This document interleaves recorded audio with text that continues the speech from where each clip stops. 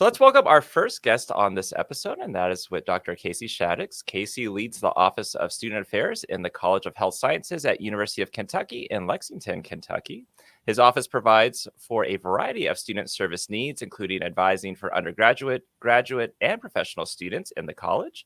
Casey is also currently serving as the NACADA Region 3 Chair and has been an active member in NACADA since 2010 and has been advising college students since 2006. Casey, great to have you on. Welcome to the podcast. Thanks for having me, Matt.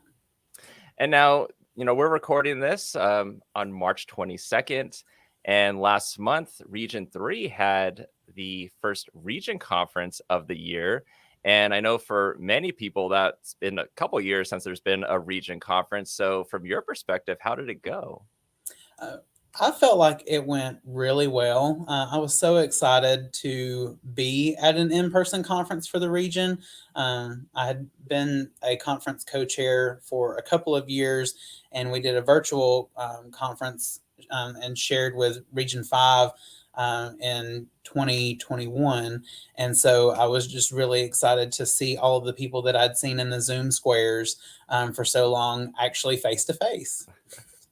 That is true. Oh my gosh. Yeah. I was just posting about how being on the region steering committee for a couple of years, I got to meet 4 of the region steering committee members in person at our Region 9 conference. And yeah, I had just seen them on Zoom. So I was like, I actually get to see you in person and you're real. So that was a really great experience. Now, you were talking about being a past conference chair. And so for your conference co-chairs for this one, I would have like when we plan a conference, it's nerve-wracking. Mm-hmm. How was it for your conference co-chairs where it's like, this is the one that you're coming back in person? So there's high expectations on this.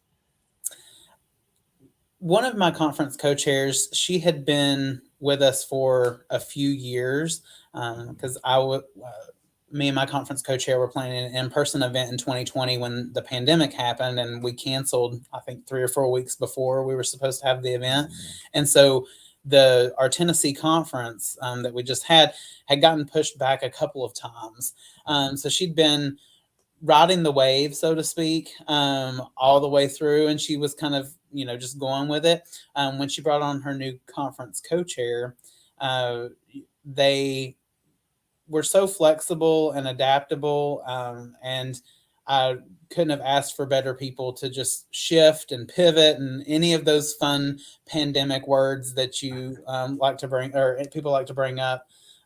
She whenever we were planning, we didn't know if it was going to be virtual or hybrid or in person, and so they just went with it, and I was incredibly grateful for them. And they knew that the pressure was on because it was back to that in-person experience.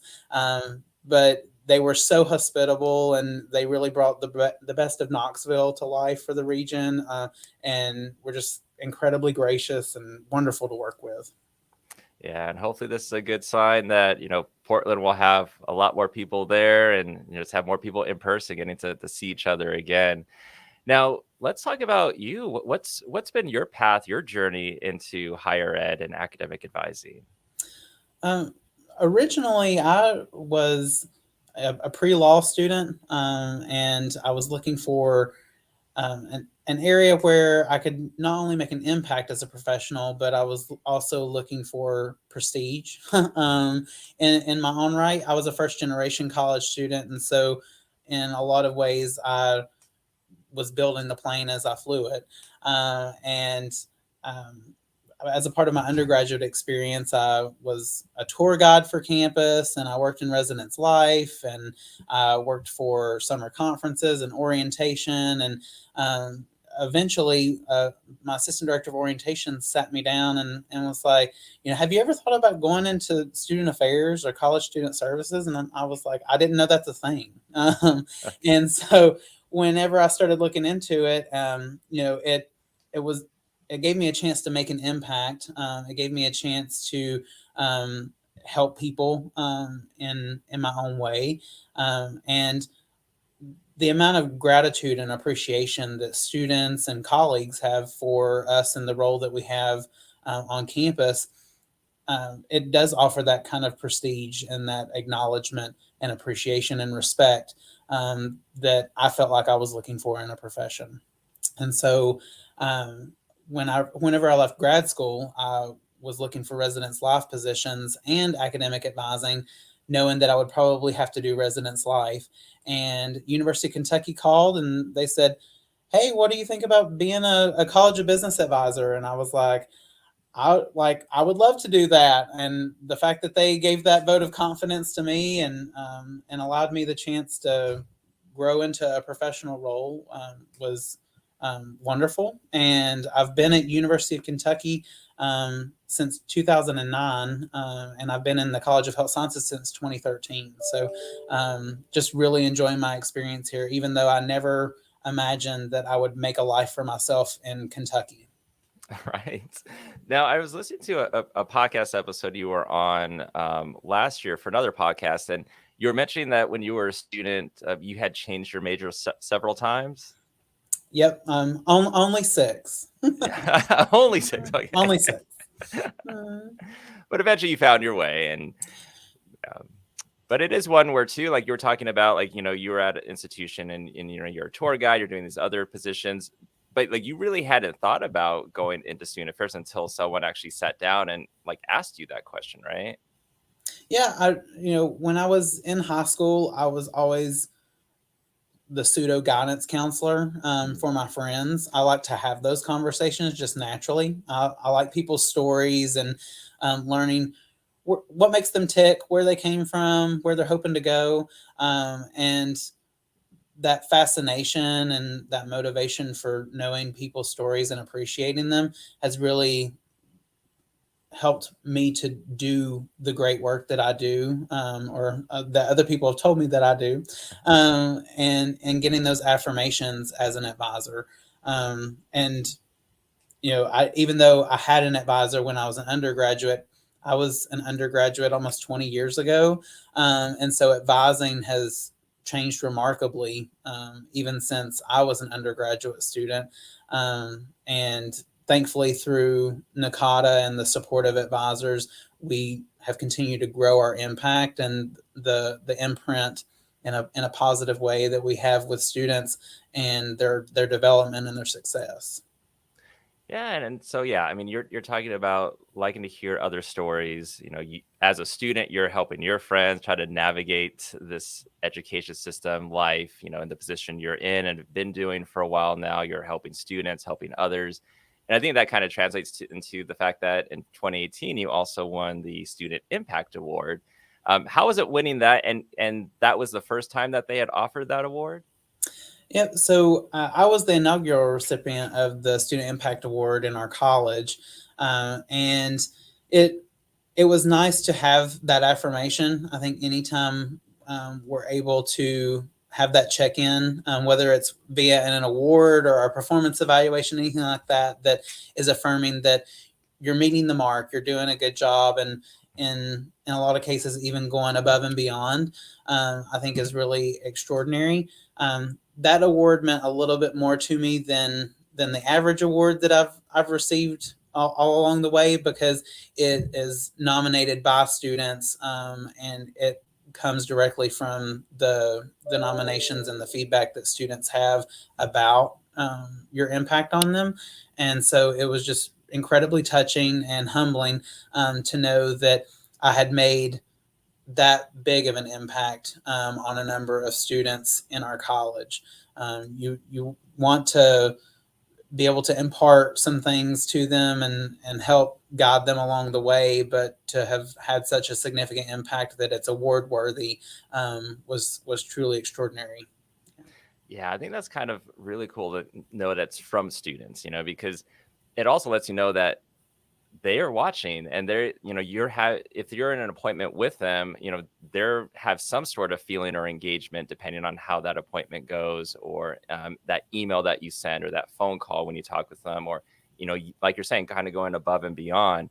And so it is nice to know that, that you're getting that recognition for that, and that students are appreciating that the work that you're doing and others are doing at your institution. So again, really cool. And congrats on that award.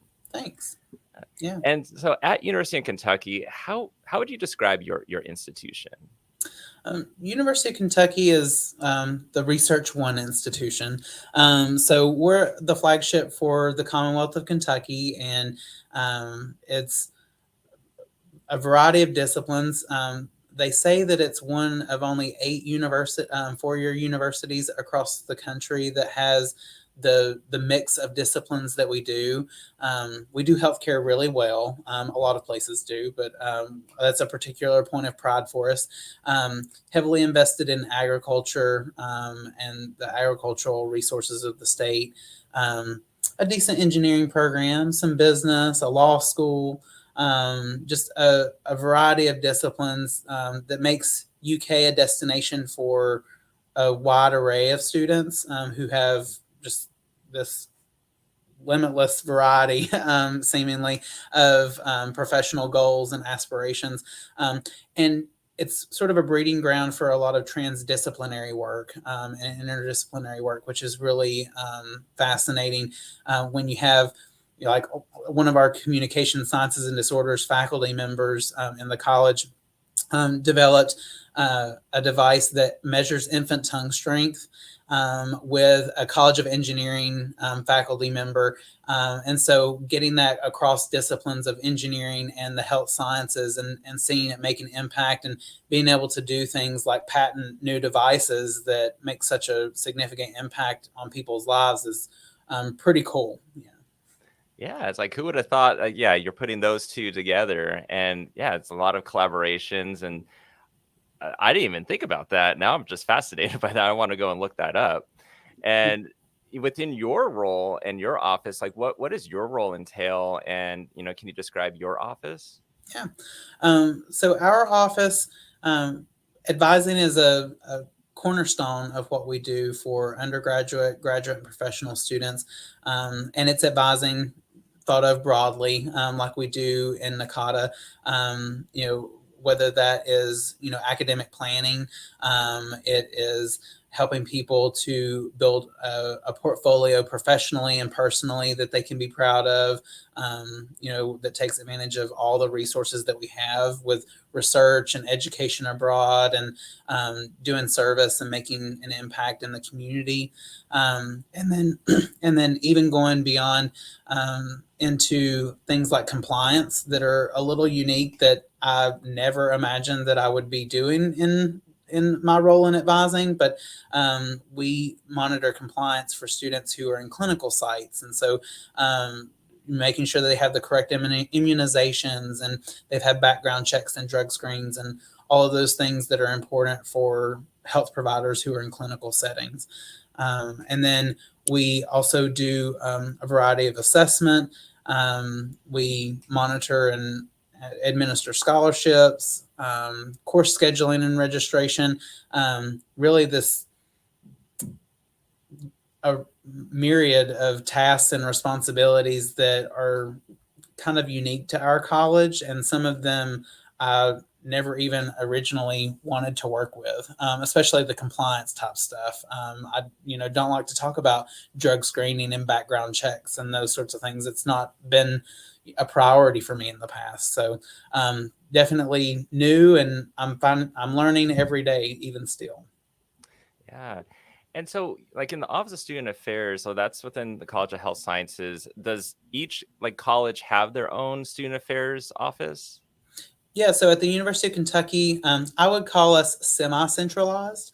Okay. So we have a university advising director and a couple of professionals that work with professional development and technology services to ensure that we have all of the resources that we need across campus. And so we do report. So we report to a university advising, and then we also service the needs of our individual colleges. There are 13 of us across campus that oversee each of the individual colleges and teams, but we have sort of a hybrid model where we're all working together collaboratively across colleges for certain initiatives to create the consistency of a student experience. But then there's also the unique culture of a college or a specific set of disciplines. And it works really well for us. It's nice that if a student is in the College of Health Sciences and then they decide to become a business major or an education major, that they're going to be able to depend on a certain level of service and experience from their advisors, regardless of where they go on campus. And even though it might be a different person and a different personality that they're getting in their new major, they know what to expect from that relationship and that partnership that they have with their advisor. Yeah, and then so within your office, you're advising undergrads, grads, professional students. So is it like separate advisors within your office for those, or do you have some that kind of advise all three?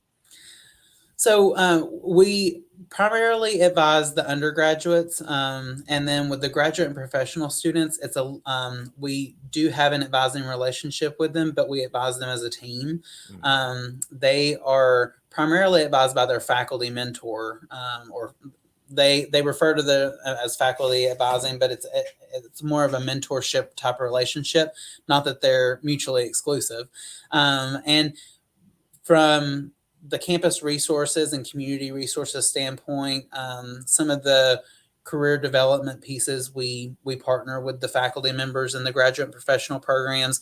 There are things that we know about resume development and building a strong portfolio for doing a job search that are applicable across the disciplines. And then there are some things that are really unique to physical therapy or to athletic training that faculty member can say, well, the things that Casey shared with you are a really great start. And here are some things that you can do to delve even a little deeper in this area of your resume or your experience to make sure that you're truly competitive. And we work collaboratively with our faculty advisors, mentors, to make sure that we cover all the bases, I guess you would say. Yeah, perfectly said. And I'm sure you and your team have met with many students within that are interested in healthcare, health services that maybe start out wanting to do one thing and then realize like, well, maybe that's not what I want to do, and then it's trying to navigate them potentially to somewhere else outside of health science or still within the same area. How do you help those students kind of navigate, but then also that they don't feel like defeated at the same time? Yeah. I think in the work that we do with students, the philosophy that I've tried to foster in our office and with our team in our work with students is that as one of we call it caring, or we sort of phrase it, caring curiosity. So being really present with students in their circumstance. Sometimes it's to celebrate some of those really successful moments and those affirming moments of like, yeah, physical therapy is it, or medicine or pharmacy. It is something healthcare.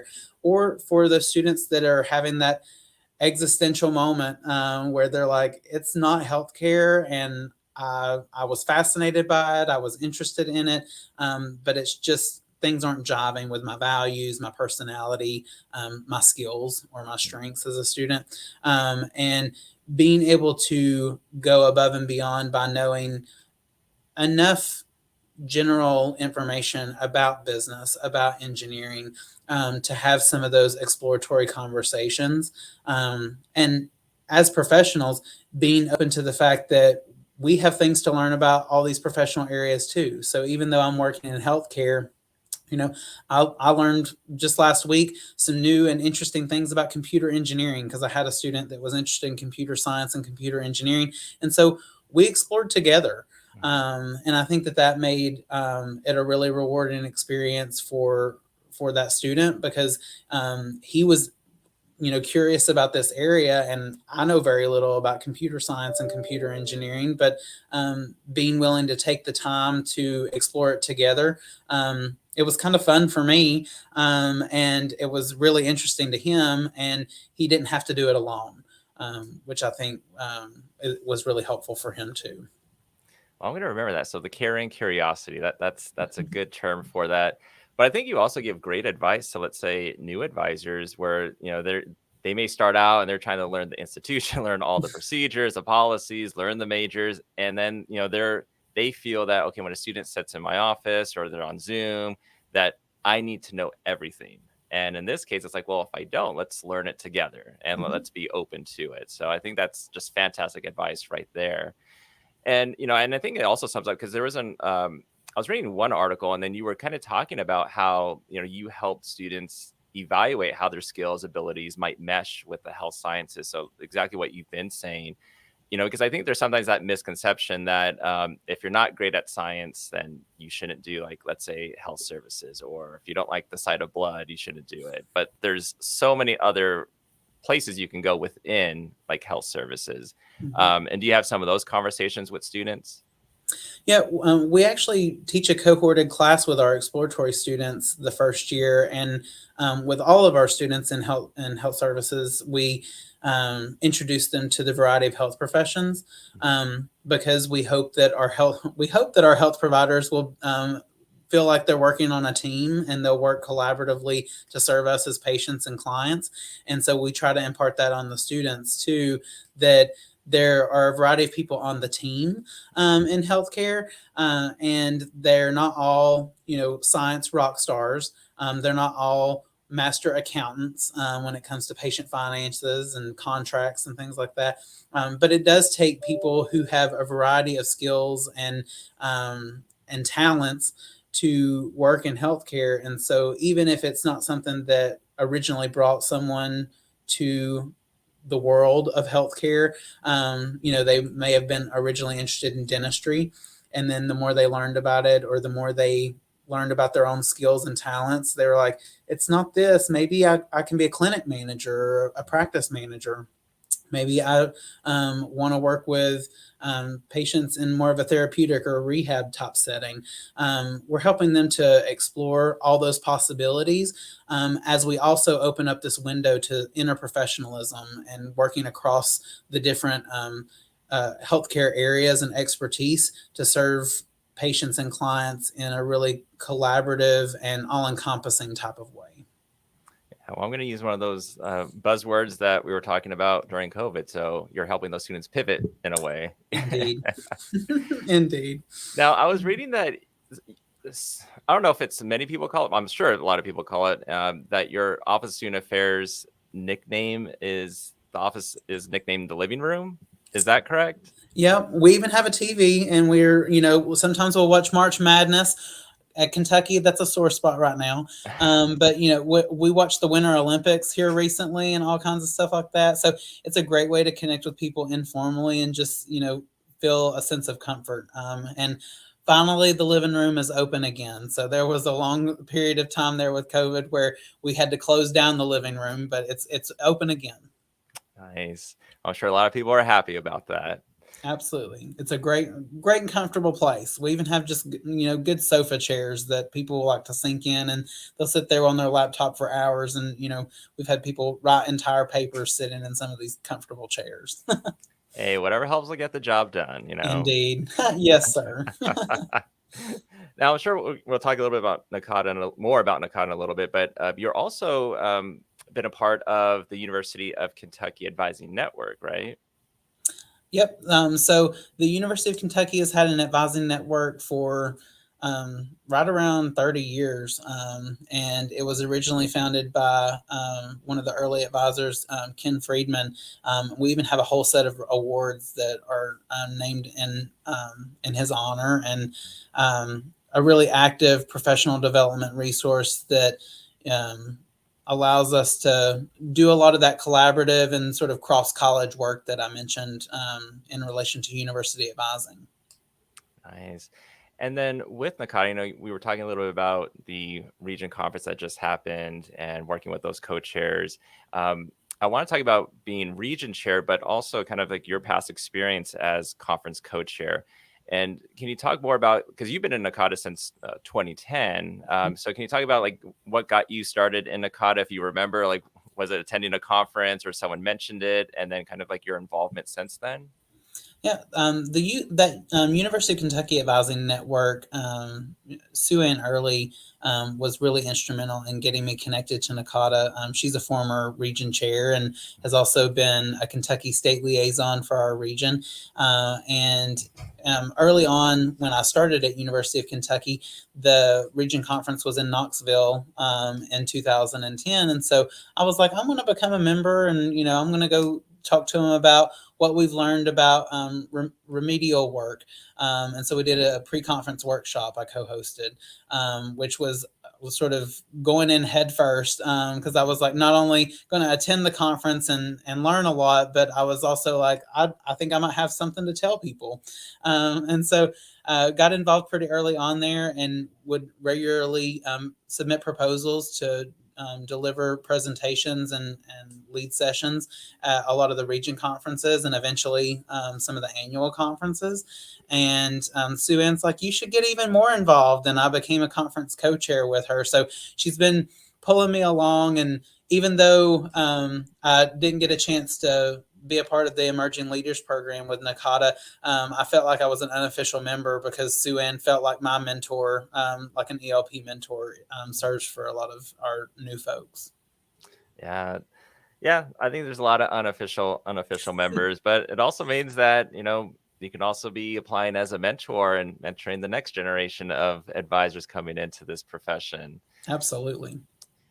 And for you being a region chair, I mean, how's it been so far for you? It's been wonderful. Just connecting with a wider array of people, and giving a lot of the talents that I have to the organization that's given me so much. So being able to return that and then offer it up to others, and then also giving me a platform to encourage other people to make the leap, to get more involved in the organization and invest in professional development. Really, because it helps us as professionals, but it's also fun and an enjoyable way to connect. And I have really enjoyed helping to keep the bar realistic, I think, for people, because a lot of people will set these really high expectations because they're like, well, I have to do the most. And it's like, well, we want to keep people engaged and we want to get people connected and we want people to feel supported as a part of NACADA. But that doesn't mean that you have to, spend as much time with NACADA as you do your full-time job. If as long as you're invested and you're staying connected and you're staying engaged and helping to support people, that's what we're here to do. But it doesn't have to necessarily be 50, 60 hours a week, like I think some people build up in their mind. Yeah, well, I think it's also probably, at least, for me, when I started in October, when I transitioned over after Sherry Souza cycled off as region chair, I think it was one of those like, I need to put my stamp on it. People are going to be looking at me, and then I need to, do X, Y, and Z. And then you're like, okay, but I still have my other job I have to do too, the one that actually, pays me a salary. That. But I think here's a question for you. It's like, people might be thinking like, that sounds great. Like I would want to get more involved. Maybe doing, being a chair of the region might be something I want to do, but it's that balance though. So like how, for you though, like if someone was like, Casey, tell me how many hours a week you might spend on, NACADA, or does it even work like that? How do you let them know like, hey, I'm able to balance it and still make it work? Yeah. I like to, and I can't remember which region chair it was specifically. It might have been Sade from Region 4, or it might have been Sarah Maddox from 10. But someone said carving out a little bit of time each week. And if you end up doing more, NACADA related stuff in 1 week, that's great. And if you aren't able to do as much as maybe even set a goal for, that's okay too. But trying to carve out some time to make sure that you feel good about what you're contributing. And even though I was kind of apprehensive at first when Karen Hauschild, the outgoing Region 3 chair, she was like, you should be Region chair. And I was like, why me? And because she saw how invested I was and how excited NACADA made me. I don't feel alone at all. I feel really supported as a region chair by Ben Hopper, our assistant director of regions at NACADA, and the entire executive office. I feel really supported in the region chair community when we have those regular meetings. We have our region steering committee, So that's yet another group of people that I feel supported by. And then even whenever we were doing the leadership training and we were doing the race equity and inclusion leadership trainings, and those were being facilitated, I met even more people across the different divisions in NACADA. And so more than anything, I feel really privileged to be a region chair, because more so than me offering my support, which I try to do consistently to as many people as possible, I feel an overwhelming sense of support being poured into me, and the potential that I have in the role, from the executive office, from the different divisions and the connections there, our steering committee, just a variety of people that I feel like are pouring into my cup, and so it allows me to, in turn, offer that over to other people. It's kind of cool how it happens that way. Oh yeah, absolutely. And then this is a 2-year role, and then um, also like afterwards, after you're done, you cycle off. In a way, you're still on there for at least another year as a past region chair. But Mhm. from what I understand, it's one where it's like, yeah, and I get to kind of set back, give some insight after that, but don't necessarily have to like super be active in it. Although I think all past chairs are still active within their steering committees. Yeah, I think it's cool because you're kind of an advisor of advisors, in a lot Hey, of there you ways. go. And so, where we're talking to our new steering committee members and getting them onboarded, or Karen is basically my advisor for NACADA, Yeah. because as a past region chair, being on the steering committee still, I just recently had a one-on-one meeting with her over Zoom, and we were able to catch up, and she was able to tell me all the things that she was doing and how she was handling it. And she was, I was like, I don't know what I'm doing with, X or Y, or like, what do you think would be best? And so based on her experience, she was able to give me some perspective, and just like we do for our students. And it had me leaving my time with her confident, clear, and excited, honestly, to get things going. Yeah, I think that's just good advice for and good to hear your story, because I think anyone who's interested in just doing anything within like a steering committee, whether it's within the region or whatnot, there's people like you're saying that will be there for support, people that you can go to ask questions, or like from a region standpoint, you have Ben and Stephanie that will take care of a lot of the legwork too and answer a lot of those Mhm. hard questions that we may not have the answers for. So there's always someone that you're going to be able to rely on to help you get through whatever situation that you're in to move forward. Yeah, people that are just passionate and I mean, Stephanie has been a part of Nakata for less than a year, and she came in, like I said, head first, and Mhm. was like doing all the things, and like even as she was learning, she was helping to support, and it's just really remarkable, and so rewarding to see that so many other people are as invested in the organization and its success as we are. Yeah. Yeah, no. Speaking of that, like, yeah, with Stephanie, I would send an email when she was first starting, and it's like, I don't know, but I'm gonna find out. And like within like an hour, here's the answer. I'm like, cool. Now, Absolutely. now we have another person that we can connect with and know that's gonna help us out. Yeah. And kind of moving on from that, I actually want to kind of go back to like your PhD years. Mm. A lot of people are interested in jumping in and maybe doing a doctoral program. Mm. Yours was in educational policy studies and evaluation, and you did this one also at University of Kentucky.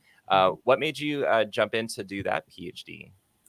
Yeah, originally I was like maybe I want to be a faculty member, and I was, I wanted to gain skills. I wanted to continue learning. And it wasn't super clear at first, but originally because I thought I might want to be a faculty member. And then it evolved to like, how can I build my perspective and make an impact on some of the educational policies and some of the ways of working, not only at my own institution, but to provide perspective to institutions in higher education in general as they're developing their policies and as they're considering new regulations and new priorities for where are you going to put your support and your resources, and how do you make decisions and prioritize those things.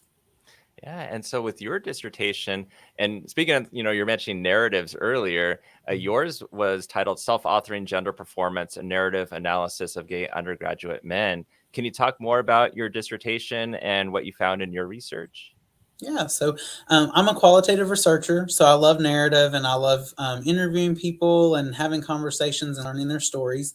Um, Really, the literature that um, took me down the road of this study was just the precarious nature of living a double life with feeling like you can't go home again, so to speak, for gay undergraduate men.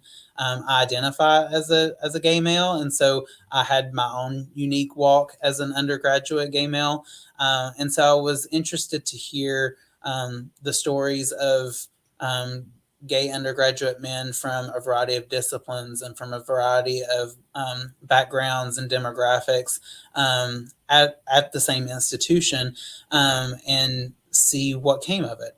And there were really four themes that came out of it. In general, the gay undergraduate men that I interviewed would mask and they would live in a codified way in different spaces. So in student organizations, they may feel really comfortable disclosing certain aspects of their personality and who they are and sort of being an authentic self. Whereas when they're in their discipline, there are certain disciplines that are a little bit more misogynistic. There are ones that are incredibly confining when it comes to acceptance of people from a variety of backgrounds and experiences. And it's getting better. It gets better, as they say. It's getting better, but there's still a long way to go in a lot of these disciplines. And so the idea that someone will have to be someone they're not so that they can feel a sense of inclusion and a sense of, even if it's an artificial belonging, a sense of belonging in their discipline and what they're hoping to do professionally can be really stifling. And so it was nice to be able to conclude that study with some recommendations for how we can do and be better on our campuses, in our disciplines, and how we can support people living a more authentic life and a true version of themselves that they aren't fearful or anxious about presenting to the world. It's hard to be, quote unquote, live your best life or be your best self professionally, personally, in a lot of these different spaces if you can't even be authentic and honest and candid about who you are and what you bring to the table. I just think that just that last part you just said could be so general that a lot of people listening are like, that's me, or I've fallen into that, or I've been like that. And I guess for those that are interested in kind of how you did that research, not that you have to go into specifics on it, but Mhm. like with your dissertation, is it like you have to get like you think of the topic and then you get approval for it, and then you go through like some IRB approval? So it was definitely a long process overall. The nice thing about it is you didn't have to begin with the end in mind, Mhm. so to speak. You learn a lot as you go, which I think can be really reassuring, especially as someone who went through it not knowing what to expect myself. I think it's important that people know you don't have to have it all figured out from the get go.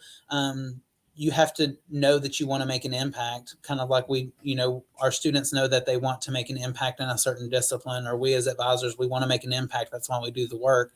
With the PhD, it's, I want to make an impact. I'm curious and I want to know things.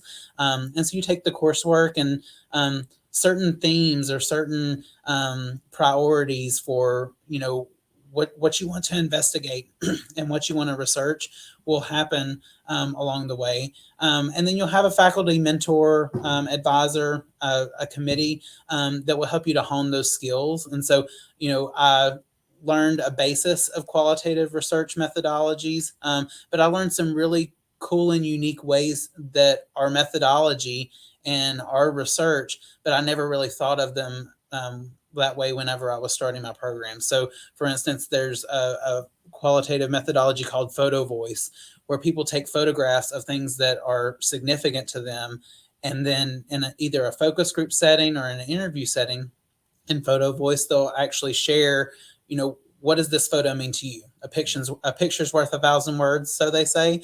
Well, in this case, it really is, and so it's just interesting how collage and narrative can come to life. And whenever we have a lot of these statistics and we have these data points, those are wonderful and they tell part of the story, but there's this whole narrative basis and there's this whole story behind those numbers and the people that make up those numbers.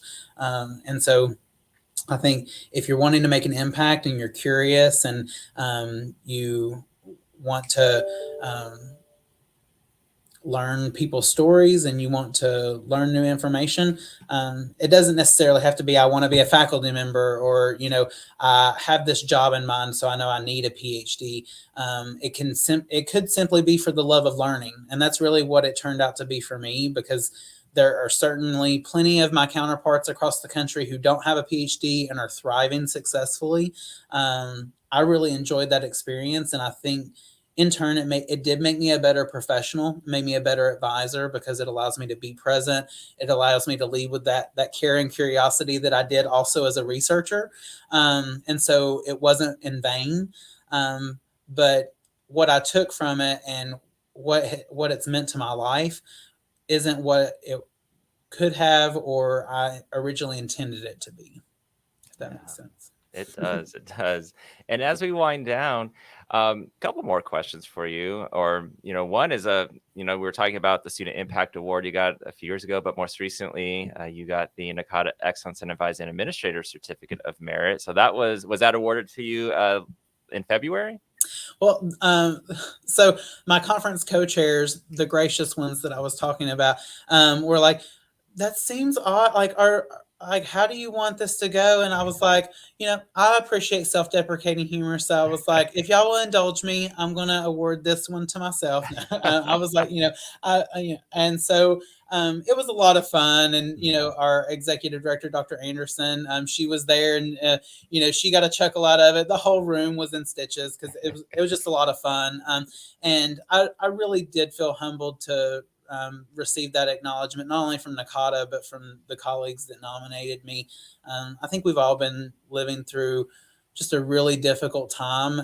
And the fact that we've remained committed to the profession and our students and doing the work that we love and we haven't wavered has meant a lot. And to be able to be in an administrator's role who can offer, the grace and compassion and space for people to be supported, and then in turn be acknowledged for that by my professional organization, NACADA, was just just wonderful, very heartwarming. Yeah, and I think that's what I'm going to remember from a lot of the conference, at least that I was at, and what you're saying with yours. Like, there's a lot of smiles, a lot of laughter, probably a lot of hugs as well. So yes, it was so nice to get hugs again, for sure. And last question for you. So kind of going way back when, let's talk middle school, high school. I read that you also clog or used to clog, still clog. I don't know. I've been known to break out into spontaneous dance. I did clog, and I also did tap, jazz, and ballet. I was a dancer in middle school and high school and really loved it. I didn't continue on to college, unfortunately, but I still enjoy a good dance party. And every now and then I'll break out the clogging moves for people. So if I see people at annual, maybe there'll be some impromptu clogging and singing and just a good time. I'm really looking forward to it. Oh, we're going to make sure that happens now. But Casey, it's been great to have you on the podcast. Great learning more and more about you and your background. And I look forward to seeing you on the next region conference meeting on Zoom, but of course to see you in person again at the Portland conference. But thank you again for being on. Absolutely. Thanks for having me, Matt.